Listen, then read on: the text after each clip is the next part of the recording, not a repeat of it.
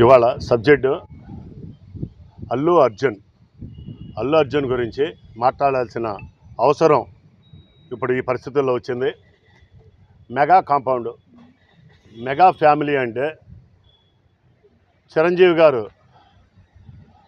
ఎంత అణిగి ఉండారో, ఎదిగిన కొద్దీ అణిగి ఉన్నటువంటి మార్గదర్శకులు ఈ దేశంలో చిరంజీవి గారు.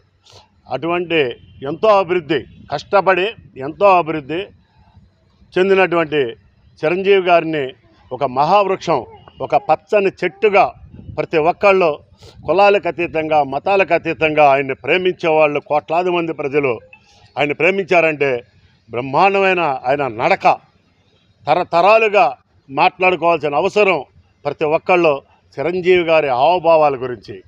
అలాగే చిరంజీవి గారితో పాటు ఆ కుటుంబంలో పవన్ కళ్యాణ్ గారు కూడా ఎక్కడ ఫైర్ అవుతున్నారంటే ఆయన ఒక అన్యాయం మీద ఫైర్ అయ్యారు. అంతేగాని అనవసరంగా ఏ వ్యక్తిని ఆయన నోటి నుంచి ఏ రోజున అనవసరమైన పదజాలం ఒక్కసారి కూడా రాలా. వాళ్ళిద్దరిని సమన్వయం చేసుకుంటూ నాగబాబు గారు కూడా అలాగే ఎవరైనా పిచ్చవాగుడు వాగుతే కౌంటర్ వేస్తానికి నాగబాబు గారు వెన్నుదన్నుగా ఉన్నారు వీళ్ళిద్దరికి. ఇటువంటి ఫ్యామిలీని నుంచి వచ్చి నువ్వు నేర్చుకున్న సంస్కారం ఏమిటి అల్లు అర్జున్? నువ్వు నేర్చుకున్న సంస్కారం నిజంగా హీనమైపోయింది. మేమందరం ఎక్కడెక్కడి నుంచో మారుమూల ప్రజలు ఆయన చూసి మేము ఆయన అడుగుజాడల్లో నడవాలి, ఆయన హావభావాలు కావాలి, ఆయన విధానాలు కావాలని చెప్పేసి అందరం పాటించుకుంటూ పచ్చని మొక్కలు నాటుకుంటున్నాం, రక్తదానాలు చేస్తున్నాం. పుట్టినరోజు సందర్భంగా ఒక కేకులు కట్ చేయడమే కాదు, పేద ప్రజలకి లేకపోతే ఎక్కడ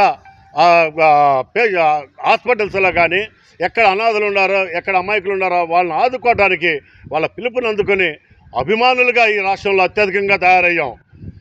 అల్లు అర్జున్ రేపు డిసెంబర్ 6వ తారీఖున నువ్వు మాట్లాడిన దానికి చిరంజీవి గారు, పవన్ కళ్యాణ్ గారు, నాగబాబు గారు వాళ్ళ కాళ్ళు కడిగి ఆ నీళ్లు పబ్లిక్గా మీడియా ముందు నెత్తిన పోసుకుంటే పోసుకో, లేకపోతే ఈ 40 గ్రామాల్లో ఈ మండలం బాపులపాడు మండలం నుంచి హనుమాన్ జంక్షన్ నుంచి మాట్లాడుతున్నాను. ఈ 40 గ్రామాల్లో రేపు డిసెంబర్ 6వ తారీఖున నీ సినిమా రిలీజ్ చేయలేవు. ఏ థియేటర్లోనూ నీ సినిమా ఈ ప్రాంతంలో రిలీజ్ కాదు. ఈ గన్నవరం నియోజకవర్గం మొత్తం కూడా నీ సినిమా రిలీజ్ అవ్వటం మాత్రం ఖచ్చితంగా అవ్వదు. ఒక్క ఫ్లెక్సీ కట్టేవాడు ఉండడు. ఇది ఛాలెంజ్ చేసి చెప్తున్నాను. డిసెంబర్ 6వ తారీఖు ఈ లోపల నువ్వు మీడియా ముందు వాళ్ళ కాళ్ళు కడిగి ఆ నీళ్ళని నువ్వు నీ నెత్తిని జింపుకుంటే నీకు ప్రక్షాళన జరుగుద్ది. అప్పుడు కూడా సహించం. దాన్ని ఏ విధంగా మార్చుకోవాలో ఆ విధంగా మార్చుకోవడానికి ట్రై చేస్తాం. కానీ నువ్వు చేసిన తప్పు, చిరస్థాయిగా చేసిన తప్పు చేసేసావు. ఇప్పటికైనా సరే నువ్వు నిర్ణయం తీసుకో. అల్లు అర్జున్, నువ్వు ఒక కామెడీ యాక్టర్వి. నువ్వేదో హీరోని అనుకుంటున్నావేమో, నువ్వు ఒక కామెడీ యాక్టర్లాగా కనబడుతున్నావు. ఆ కామెడీ వరకే కానీ నువ్వు ఒక హీరోగా మాత్రం భావించుకోబాకు. హీరో అంటే రామ్ చరణ్ అంటే యాక్షన్తో కాదు, హావభావాలు, తల్లి వాళ్ళ భావాలతో అందిపుచ్చుకొని ఆయన మాట్లాడే డిబేట్లు చూడు. ఎక్కడైనా సరే రామ్ చరణ్ మాట్లాడే విధి విధానాలు చూడు. ఎంత క్లాసుగా, ఎంత అఫీషియల్గా కానీ, ఎంత సౌమ్యంగా మాట్లాడుతున్నాడో, ఎంత అణిగిమణిగి ఈ ప్రజల కోసం మాట్లాడుతున్నాడో, ఎంత సర్వీస్ చేస్తున్నాడో కూడా తెలుసుకో. మీ తండ్రి పిల్లికి బిచ్చం పెట్టని అల్లు అరవింద్ గారు ఎక్కడైనా సరే సేవా కార్యక్రమాల్లో ఎక్కడైనా ఉన్నాడా? ఈ రాష్ట్రాన్ని ఎక్కడైనా కాపాడారా? నీ కుటుంబం గురించి చెప్తావేంటి? నీ కుటుంబం ఏదో గొప్పదనుకుంటున్నావేమో, నీకేదో సైన్యం ఉండాలనుకుంటున్నామో. చూపిస్తూ సైన్యాన్ని రేపు డిసెంబర్ 8వ తారీఖు 6వ తారీఖు అన్నావు.